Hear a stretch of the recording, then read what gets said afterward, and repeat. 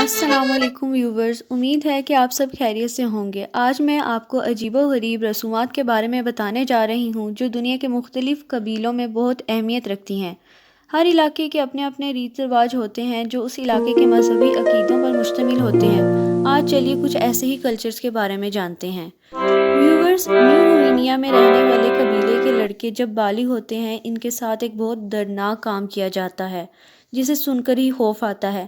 یہاں پر جب لڑکا بالغ ہوتا ہے اس کے جسم کے میجر حصے اس طرح سے کاٹ دیا جاتا ہے کہ اس کا جسم مگرمچھ کی کھال نما ہو جاتا ہے۔ یہ بہت دردناک ہوتا ہے اور مہینوں لگ جاتے ہیں زخم ٹھیک ہونے میں۔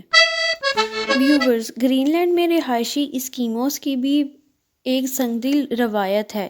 یہاں پر جب کوئی بوڑھا ہو جاتا ہے اور کسی کام کا نہیں رہتا اسے ایک تیرتے آئس برگ پر اکیلے مرنے کے لیے چھوڑ دیا جاتا ہے۔ وہاں پر وہ بھوک اور سردی سے مر جاتا ہے۔ ایتھوپیا کے ہیمر قبیلے میں بھی ایک بہت عجیب روایت ہے۔ یہاں پر ایک لڑکا بالغ ہوتا ہے تو اسے اپنی مردانگی کا ثبوت دینا پڑتا ہے۔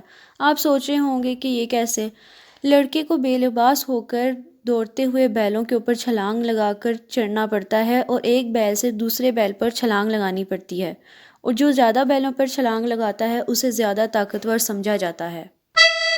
ویورز، پتلی خاتون کو ہی آئیڈیل سمجھا جاتا ہے مگر کیا آپ جانتے ہیں کہ موریٹانیا کے قبیلے سے تعلق رکھنے والے موٹی عورتوں کو خوبصورت سمجھتے ہیں؟ جتنی زیادہ کوئی عورت موٹی ہوتی ہے اسے اتنا ہی حسین سمجھا جاتا ہے۔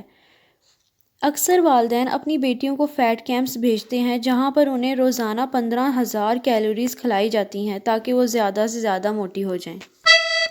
ویورز، جب بھی خاندان میں کوئی وفات پاتا ہے تو بہت سوگ منایا جاتا ہے۔ کیا آپ جانتے ہیں دانی قبیلے کی عورتیں کیسے سوگ مناتی ہیں؟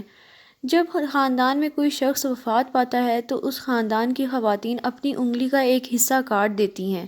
وہ پہلے انگلی کے اس حصے کو کسی دھاگے سے باندھ دیتی ہیں اور آدھے گھنٹے بعد جب وہ تھوڑا سن ہو جاتا ہے تو اسے کاٹ دیا جاتا ہے، پھر زخم کو آگ سے بند کیا جاتا ہے۔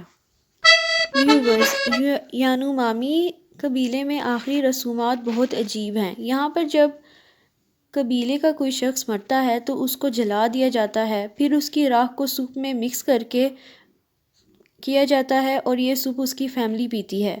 وہ یہ یقین کرتے ہیں کہ اس طرح مردے کی روح ان کے اندر زندہ ہے۔